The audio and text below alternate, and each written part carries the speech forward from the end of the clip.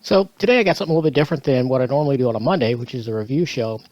And I'm going to talk about how I keep track of my collection, both single comics and hardcovers, what I use to catalog them, and the processes and techniques that I've figured out work really well for me over a long period of time. Now, what inspired this was I was watching one of the Omnibros live shows a few weeks ago, and there was 4 or 5 guys on the panel. I think one of them was Omar, and one of the chat was like, well, do you know how many books you have in your collection? And to my astonishment, nobody there knew how many they had. And I thought that was wild. I mean, so I figured this might be something that would be of value to some people. And even if my methods don't work for you, this could get you on the path to find something that will work for you. Now, for my omnibus buying, I keep a Word document with some cells in it. I'll put a screenshot up of that here in a minute where you can see that, like I'm watching Near Mint Condition, and Omar is about to announce some new omnibuses that are going to come out. So if it's something I know I'm going to want, I'll fill it in right in here. And I'll put the information that I have now, as far as the release date, and I know that changes rapidly. So you probably look at that, there's probably some here that are already wrong. but that's how I try to do it. And this can keep you from buying something twice, which is something, it's never happened to me with an omnibus, but it certainly has happened to me with single issue comic books before. And that is a bummer. You don't want that to happen, especially when you get into the really pricey stuff. It's just, you need a plan. You need a buy list. Plan that stuff out if you can. So now I want to get into a little bit of history. Now, for me, I didn't get into computers at all until I guess it would be 1994, 95. I started out with Windows 95. That tells you anything. I didn't use 3.1 maybe for a month or two, and then I was right into Windows 95. So that's when I started with a computer. But before that, I had still been collecting comic books for a very long time, and books in general. And I used what a lot of people did, back in the caveman days, we used a pen and a paper. We would sometimes use graph paper and make little check boxes and carry it around in a 3-ring binder. That's the best way we could do it. And then of course you're constantly throwing it away and starting it over and fixing it, and it was a mess. And a lot of times, especially as your collection got larger, you'd get discouraged and just kind of stop and dispense with it, But so, and the next thing that I got into was spreadsheets. Put it in a spreadsheet. I never liked spreadsheets for that kind of thing because to me, spreadsheets are for math. It's for formulas and adding things up. And so I more gravitated to Word or a desktop publishing app or something like that. And originally we did call programs on a personal computer apps. That term got completely co-opted and taken for the mobile generation, but app was short for application, and that's what programs were to us, long before there was a smartphone or a PDA. I don't know if anybody out there is old enough to know what a PDA is, but I don't want to get on too big of a tangent here, but I always find it curious that the modern smartphone is still considered a phone, when really it's more of a PDA, personal digital assistant. Though that class of device went away when the smartphone incorporated all of its functions. Much like, cameras have for common people. Most non-pros don't even bother with a camera anymore. They just use the one in their phone. But anyway, enough of that. So there were spreadsheets, and then I used Word documents more than I did that because I would make the cells, and like in the example that you seen earlier. And then for me, the next thing I discovered was Comic Collector, known as CLZ today, but it was Comic Collectors with a Z on the end. But I'll link them in the description. And I used them, it's had to be probably late 90s, early 2000s. I'm not sure. I will have to look that up to see when it began, but I was in at the very beginning of it. And that program's been around for a long, long time. But anyway, I used it, and back then, when I first started using it, they did not have a database. it was just basically an empty piece of software. You would fill it in with your entries. And that worked fine, but you had to do a little more work, a little more typing, because none of it was just right there. And they had a pretty active forum back in those days, and I was on that forum with a lot of other people, and Alwyn, I believe was the guy's name, the guy that still runs it and owns it. He was like, well, we're thinking about doing an online database, but it'll be totally volunteer. So if anyone wants to contribute their database, FTP, a lot of people probably don't know what that means, but that's file transfer protocol. And that was how originally, back then, we would get files up onto the web and onto the internet itself, and then it could be used on the web or whatever. And, I volunteered, and my little database at the time, I say little, about 1,500 issues was in it at that time probably. And I volunteered and gave it to him for use with Comic Collector. So some of my original collection from way back when is a little bit of the DNA, is a little piece of that DNA for that what would become a vast online database is what it is now. So, that was kind of neat. But then I discovered, I can't remember exactly why I left the original Comic Collector. It was some dispute about naming conventions or something. There was something they were doing that was not optional. It was sort of forced, and I can't even remember now, but it was important to me at the time, and they really made me mad, and they didn't go my way on it, and I just left. I stopped using it. Now, I had bought a lifetime license because they still offered that way back then. Then I discovered ComicBase at one point. Now, ComicBase is the world's largest comic book database. I believe that's still a thing. And it's a really nice piece of software. It comes with a bunch of cover scans. It comes on DVD-ROMs if you get the top option because it's so vast. I mean, you can download much of it, but if you want the highest res images, I think you actually get DVDs in the mail with that. I think they still do it that way. But anyway, it has gotten larger and larger. It is a really nice piece of software. It's very expensive. It's probably the most expensive option you can take to catalog your comics is ComicBase. They expanded and added AtomicAvenue. AtomicAvenue.com is their buy and sell for their users. But you don't have to have the software and own it in order to buy from AtomicAvenue. And I still use it today, even though I've left ComicBase. I do use AtomicAvenue.com some. And anyway, there for a while, when I was heavily involved with them, I was a frequent contributor. I think I was a moderator once on one of their forums briefly, but not for very long.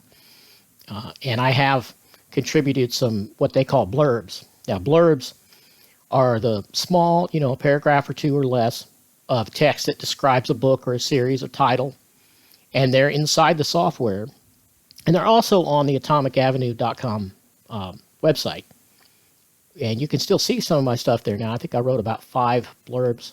I'll run screenshots of it here that I took on my phone, so it'll format nice to throw up on here.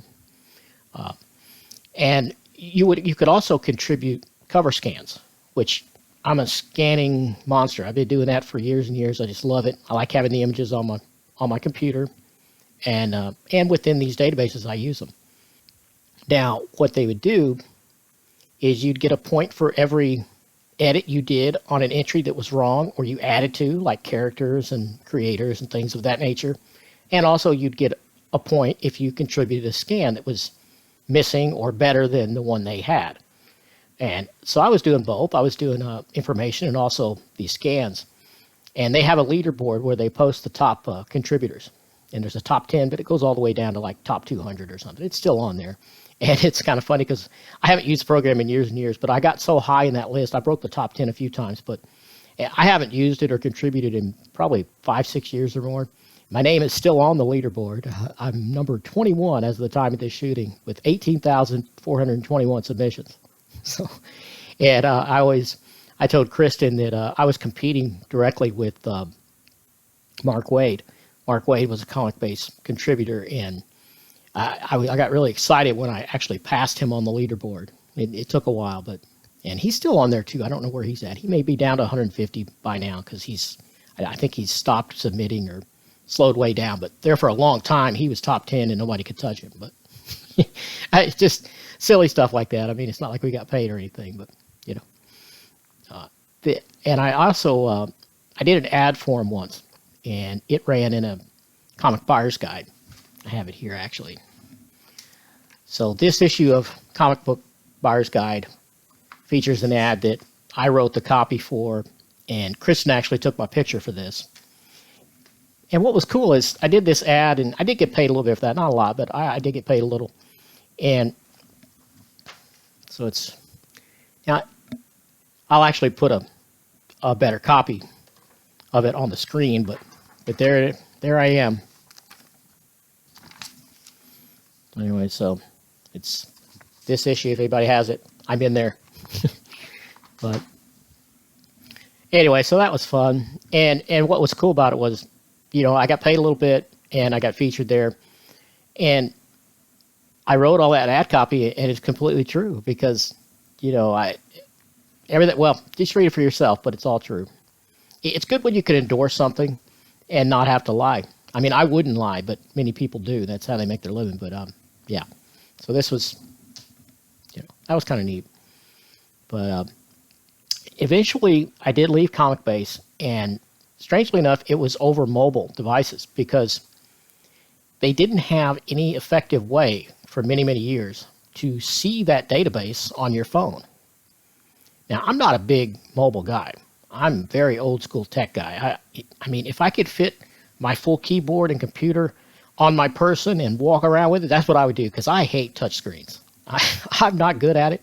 So it's kind of funny that I left this piece of software because they didn't have good mobile support. But that's what happened because I'd find myself, you know, going to a show or a flea market or a yard sale or wherever I was, and I would needed to have that. And there was really no way to get that on your phone. The website was very poorly formatted for mobile, and they didn't have a mobile app.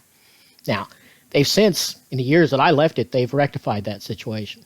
So I think they actually have an app or something now. So, but anyway, I left them because I got tired of waiting. It was just taking forever. There was a lot of promises made about it, and they never did materialize while I was using the software. But and also the editor that I worked closely with on some of the blurbs and the submissions I was doing, she left the company, and so, you know, it just wasn't really. It just seemed like the time to go. So I went back to Comic Collector is what I did, and man, it had really improved over the years. And like most modern software, Comic Collector and ComicBase are both subscription-based apps and programs now. So that's a bummer, but that's the model that the industry went to. They don't want you to pay just once. They want you to pay and keep paying and keep paying. But, yeah, so that's what happened there. But, yeah, I do recommend Comic Collector CLZ for mobile and the Comic Collector desktop app if you're a Windows guy like me, and it's also available on the Mac. So they've got you covered all the way. Android, iOS, Windows, PC, all of it. It's right there. And they have a lot of different options, a lot of levels to it. I have the Desktop Pro for the computer, and that's my primary way of entering stuff. I use the desktop, and I only use the mobile just as a viewer. But you don't have to. You don't even have to have a computer. You could just use a phone or a tablet, and that could be your entire hub for your collection if that's what you choose to do. Now, my process is a little bit different because I use the desktop, but it all works together. My system basically is I will unbox the item, and these days often I'll do an unboxing video at the same time because I got the YouTube channel. But anyway, I'll unbox it, and I have this checkoff process. You know, I'll take the invoice or the receipt, whatever you want to call it, out of the box. And this applies to comic books, single issues, and also omnibuses and hardcovers and whatever. There's generally an invoice. Pull that out of there. And if it's something you bought used, like single issues, and they've said there was you check everything off, make sure it's there. That's what I do. And then I'll actually grade the book. Of course, that's not really necessary with omnibuses other than stretching the spine, which you should be doing because you're going to find damage there, or you might find damage there if you're unlucky, like I have been a few times. You know, that Turkish iMac printer. Ugh. But anyway, so, you know, I'll check them all off, and I'll run some B-roll here. You can see kind of my process. And I'll grade the books, flip through every page, and see if it holds up to what the seller said. Now, it doesn't always. The better sellers will undergrade, but not always. And there's a difference of opinion too. Grading is so subjective, but I get into a lot of that in that CGC video. If you haven't seen that, you might want to take a look at it. I'll try to put a link up there. You can click that if you haven't seen my CGC unbox video. Anyway, and then for me, I'm an old school Overstreet price guide guy. I buy the guide every year, but it's mainly just for reference and just for fun. I like to collect them. I have a lot of old price guides. I have years worth. I'll probably do a video overview of that sometime so you could see how far back my price guides go. It's kind of fun. But yeah, I'll look up usually, especially if it's a single issue. I mean, it's not necessary with a brand new hardcover. I just put the cover price as the value. But I'll take the invoice and I'll write directly on it. And I'll note where I agree or disagree with the grade, how much I paid, and then I'll look in the guide and see how much it is arguably worth. Now, what I've found in the last 5-6 years or more is that the Overstreet comic book price guide, the values there are usually less than what they're really worth, which is definitely a change from decades past where you'd be lucky to get anywhere near that guide price, because that was generally the price a big dealer was going to charge you for that book, not what you could necessarily charge them for the book. You know how that works if you've been collecting comics at all. But nowadays, I guess because everything is so online driven, the price guide prices are usually, from my experience, they're low. So if I pay $5 for a book and the price guide says it's worth $4, it's probably worth $5. And sometimes I'll cross-reference that online. I'll look through eBay listings or AtomicAvenue or both. But ultimately, it's not really, the value is not that important to me because I'm not collecting for profit. I'm collecting as a reader. But it's fun. It's interesting to note it sometimes. So that's my system there. So after I have my invoice or receipt marked up with the grade I think the things are and the value that I think they are and how much I paid for it, I'll take it in there. I'll take it into our bedroom where I have my desktop computer, and I will use that as my guide to enter it into the Comic Collector desktop software. And I'll show some little bit of footage of that. And there's some defaults that are in place which you can change or you can leave. And there's an entry for the location. I believe that's one I added in, but it's very adjustable, very customizable. You can adjust it however you want it. So like with my single issues, I have all them in bins, which you can see that in the room tour video. You can see those bins, but they're numbered. It's like 4 shelves of bins. So it's like A 1 through 4, B 1 through 4, kind of like that, I believe is the method I have. And then for my hardcovers and omnibuses and all that's on the shelves behind me here, they're all just in, the one side is Marvel, DC, or other company-owned characters. And then right directly behind me is indie creator-owned stuff. And the indie creator-owned stuff I just have in the old basic order of author's last name and title. So that's what's going on here. So I don't really need to break that down and put numbers on the shelves because I understand the system and it's easy to find anything back there because it's in alphabetical order and then author's last name. Or in the case of the company-owned stuff, it's by, like, Amazing Spider-Man are all under Spider-Man. That's how I do it. Now, I know some people do a strict titling, but I like to put it by character or group. But that could be a whole other video. So so basically what I'll do is I will update the entries in my desktop software, and then I'll hit submit and upload, and it will upload it to my online database. Now, what's cool about Collector Z is there's a publicly addressable link, which you can use if you want or you don't have to, but I have it all in every description of all my YouTube videos and in my About page on my YouTube channel. On this YouTube channel, I have a link that anyone can click, and you can see my entire collection right there on Comic Collector. So I encourage you, if there's a book you want to know more about that I have in my collection, if it's one I've read, which I have a backlog of things I haven't read, but if it is one I've already read, I can certainly take suggestions on ones you want to see more about, you wanted me to do a review of. So check that out if you want to look at it. But once you put that up there and it updates, then I take my phone and I update it. and it'll pull down from the server the changes I've made on the desktop. And again, I only use the phone software for, as a reference. I'm out somewhere, I need to know, oh, which Godzilla did I need, okay, boom, I can get it right there and see it. And like I did put my price guides in there now, even though they're not comic books. I did put them in there because I'm collecting them, and when I can find them cheap, the old price guides that I don't have from different years, I'll buy those up. So I have a quick reference right there in the app to tell me which ones I have and which covers I have. Because like comic books, there's variant covers on these price guides too. Most of them nowadays will come out. There'll be 3 or 4 different cover options. So I might buy one brand new, and then years later I find one of the variants that I wanted, but I couldn't afford to buy all of them. I'll find it somewhere for $7 or something. I'll buy it, just to have. It's silly, but I like to do it. So in closing, I want to mention a couple other things I like to do, and as part of my processes is I have a fairly strict reading order I've mentioned before, FIFO, which stands for first in, first out. And what that does is it keeps me from, just reading the latest thing, and I've got a whole bookshelf of stuff that's been sitting there for 2 years waiting for me to read it. Now, not that there isn't stuff that's been there a year or two. There is, but that's just because I've been buying a lot of omnibuses, and I can't get through them that fast usually.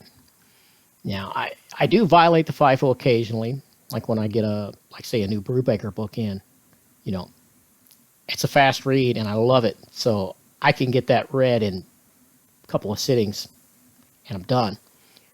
So there's no point in me putting it at the end of that list or at the end of that shelf just for FIFO, So I'm a little reasonable with it. And also, when I get in like a volume 3 of something that I have 2 volumes that are already on the read list, I'll go and put that in there. So it might cut in that line, so to speak, but it keeps them all together. So like when I get to my Swamp Things, I'm going to read, 2 or 3 absolutes and an omnibus. Nothing but Swamp Thing.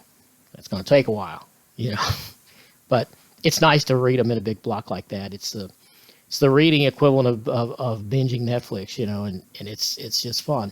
So, And I like to scan my own covers. Now, when you're using apps like these, both ComicBase and Collector Z will provide you with cover scans.